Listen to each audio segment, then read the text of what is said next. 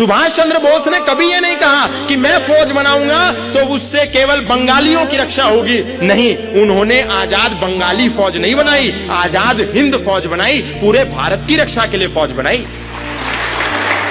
भगत सिंह ने कभी नहीं कहा कि मैं सिखों का क्रांतिकारी हूं, केवल सिखों को आजादी दिलाऊंगा, केवल पंजाब आजाद होना चाहिए। भगत सिंह ने पूरे देश को आजाद करने के लिए अपनी आवाज उठाई। लाला लाजपत राय जब लाठी खा रहे थे तो केवल लालाओं के लिए नहीं खा रहे थे, पूरे देश के लिए खा रहे थे। छत्रपति शिवाजी महाराज केवल महाराष्ट्र के लिए नहीं लड़े, तमिलनाडु तक जाकर के उन्होंने विधर्मियों के साथ युद्ध लड़े। तो छत्रपति शिवाजी महाराज केवल महाराष्ट्र के कैसे हैं? छत्रपति शिवाजी महाराज तो पूरे संसार के हैं। छत्रपति शिवाजी महाराज ने कभी ये नहीं कहा कि मैं केवल मराठियों का हूं, केवल मराठियों की बात करूंगा, केवल मराठियों के लिए युद्ध लड़ूंगा, मराठियों को बचाऊंगा। छत्रपति शिवाजी महाराज पूरी दुनिया के हिंदुओं के लिए लड़ते रहे।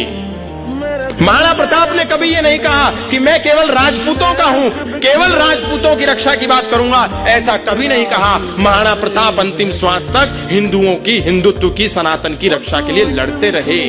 और हम आज आपस में भाषा के आधार पर, क्षेत्र के आधार पर, प्रांत के आधार पर, महापुरुषों के आधार पर आपस में युद्ध लड़ रहे हैं। हिंदुओं की सबसे बड़ी कमजोरी ये है।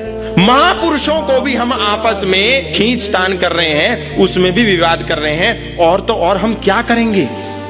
आज हिंदू समाज की सबसे बड़ी विडंबना केवल यह है कि उन्होंने अपने महापुरुषों पर भी अपने पेटेंट कर दिए। इससे भयावह समय इस देश के लिए, हिंदुओं के लिए कभी कोई नहीं हो सकता।